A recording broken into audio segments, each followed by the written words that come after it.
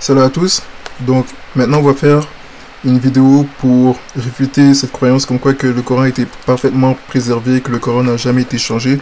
On va voir que c'est faux dans le Coran. Il y a des passages qui contredisent cette fausse croyance qui est très commune parmi les musulmans. Et c'est une croyance fondamentale qu'il faut réfuter pour que les musulmans comprennent que le Coran n'est pas la parole de Dieu mais que c'est la Bible qui est la parole de Dieu.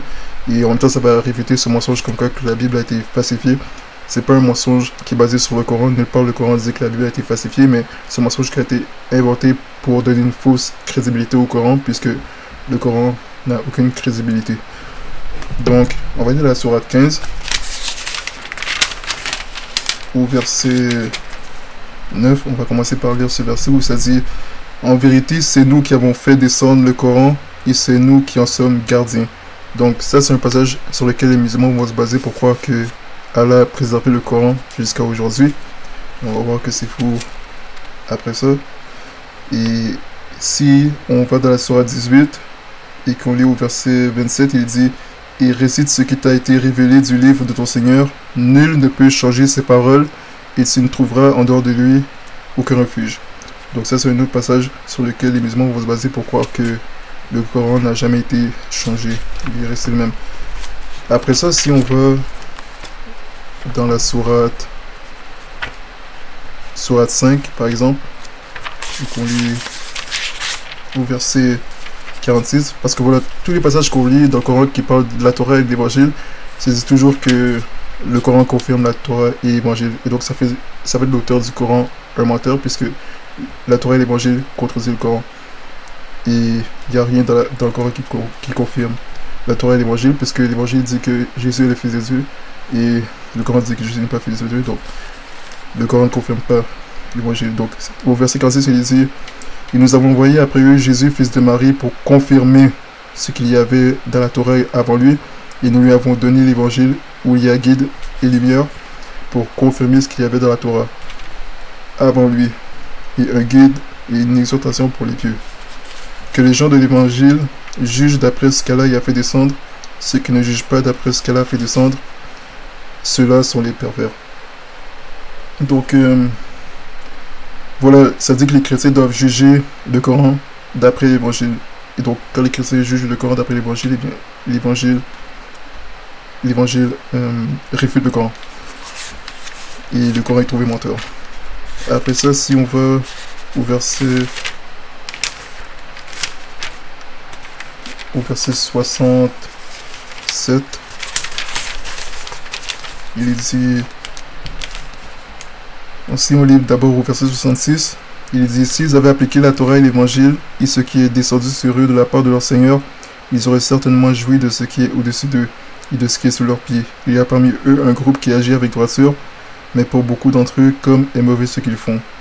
Ô messager, transmets ce qui t'a été descendu de la part de ton Seigneur. Si tu ne le faisais pas, alors tu n'aurais pas communiqué son message, et Allah te protégera des gens. » Ça, on va voir que c'est faux dans une prochaine vidéo. Certes, Allah ne guide pas les gens mécréants. Dis aux gens du livre, vous ne tenez sur rien tant que vous ne vous conformez pas à la Torah et à l'évangile et à ce qui vous a été descendu de la part de votre Seigneur. Et certes, ce qui t'a été descendu de la part de ton Seigneur va croître beaucoup d'entre eux en rébellion et en mécréance. Ne te tourmente donc pas pour les gens mécréants. Donc voilà, ça dit encore que les chrétiens doivent se tenir sur la Torah et l'évangile. Ça dit aussi que les chrétiens doivent se tenir sur le Coran. Et donc, si on se tient sur le Coran, on voit que le Coran ne confirme pas sous la Torah et l'évangile. Le Coran ne s'accorde pas avec la Torah et l'évangile, mais que les deux se contredisent. L'évangile et le Coran se contredisent, parce que la plus grande contradiction qu'il y a entre le Coran et l'évangile, c'est le fait que l'évangile dit que Jésus est le Fils de Dieu, et le Coran dit que Jésus n'est pas le Fils de Dieu. Donc, une énorme contradiction. Après ça, si on va, là on va voir les passages du Coran qui réfutent cette fausse croyance comme quoi que le Coran a été parfaitement préservé. On va commencer par aller dans la sourate 87, au verset 6, il dit « Nous te ferons réciter le Coran, de sorte que tu n'oublieras que ce qu'Allah veut, car il connaît ce qui paraît au grand jour, ainsi que ce qui est caché. » Donc, ici, Allah dit que il fait oublier ce qu'il veut du Coran aux musulmans. Donc il y a des versets du Coran qu'il fait oublier aux musulmans. Après, on voit qu'il dit la même chose. Si on voit la sourate 2, au verset 106. La sourate la vache. Donc il est dit, si nous abrogeons un verset quelconque ou que nous le fassions oublier, nous en apportons un meilleur ou un semblable. Ne sais-tu pas qu'Allah est omnipotent? Non, Allah n'est pas omnipotent. Et on voit dans le Coran qu'il dit souvent la même chose, qu'il est omnipotent, mais on a vu dans une vidéo précédente et dans cette vidéo qu'il n'est pas omnipotent. Parce qu'il n'a pas préservé sa parole. Alors que nulle part dans la Bible, Dieu dit qu'il fait oublier des versets. Dieu a dit que ce qu'il a écrit, ce qu'il a dit, va demeurer pour toutes les générations. Il va le préserver pour toutes les générations. Et il y avait un gouverneur de la Bible qui a dit, ce que j'ai écrit, je l'ai écrit. Et c'est la même chose avec Dieu. Ce qu'il a écrit, il a écrit et il ne revient pas sur ce qu'il a écrit. Si après ça on voit dans la sourate, encore dans la sourate, non, si après on voit dans la sourate 16, on voit qu'il va dire la même chose. Mais cette fois-ci, il va être repris par ses contradicteurs. Sourate 16 au verset 101. Sourate 16, verset 101, il dit: quand nous remplaçons un verset par un autre, et Allah sait mieux ce qu'il fait descendre, ils disent, tu n'es qu'un menteur. Mais la plupart d'entre eux ne savent pas. Donc on voit qu'il a été repris, et il a été exposé comme un menteur, et vu qu'il ne savait pas quoi dire, il a dit, la plupart d'entre eux ne savent pas. La plupart des païens ou des gens qui sont contre lui, qui le contredisent. Et donc, voilà, il y a aussi un hadith qui parle de ça, de ce passage, parce que voilà, ils ont vu que Mohamed disait quelque chose une journée et que le jour d'après il dit le contraire, l'opposé de ce qu'il a dit. Et donc, ils ont vu que il est carrément en train de reconnaître qu'il se contredisait, que ça commence à se contredire. Et voilà, il ne sait pas quoi répliquer. Donc, Allah remplace des versets par d'autres versets, et donc c'est faux pour les musulmans de croire que le Coran n'a jamais été changé. Puisque Allah dit de lui-même qu'il remplace des versets par des nouveaux versets. Donc c'est une fausse croyance qui est vraiment évidente dans le Coran, mais aussi à la lumière de la Bible. Puisque la Bible, à la fin, Dieu prend sa parole très au sérieux dans toute la Bible, que ce soit dans l'Ancien Testament ou dans le Nouveau Testament. Dieu avertit toujours de ne jamais rajouter à sa parole et de rien retrancher. Il dit que si quelqu'un, toutes ses paroles sont pures, toutes ses paroles sont parfaites, et que si quelqu'un rajoute à ses paroles, il va être repris et trouvé menteur, parce que la parole de Dieu corrige toutes les contrefaçons. Et il dit à la fin du dernier livre dans Révélation que ceux qui rajoutent à ces paroles et ceux qui enlèvent les paroles vont en enfer, ils vont pas entrer au ciel. Donc Dieu ne blague pas avec ça, il prend sa parole très au sérieux, contrairement à l'auteur du Coran.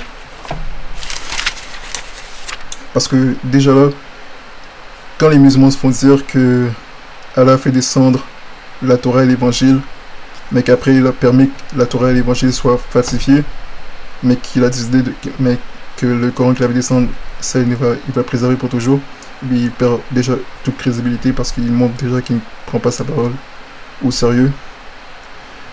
Puisque déjà dans le Coran il dit qu'il confirme la Torah et l'évangile, donc au 7e siècle, la Torah et l'évangile le Coran atteste qu'au 7e siècle la Torah et l'évangile est la parole de Dieu, mais après les musulmans, pour continuer à suivre le Coran, parce qu'ils veulent vraiment croire le Coran, ils doivent s'inventer cette histoire comme quoi que la Torah et l'évangile ont été falsifiés un peu plus tard, après la venue du Coran. Et on voit que c'est faux à la lumière du Coran.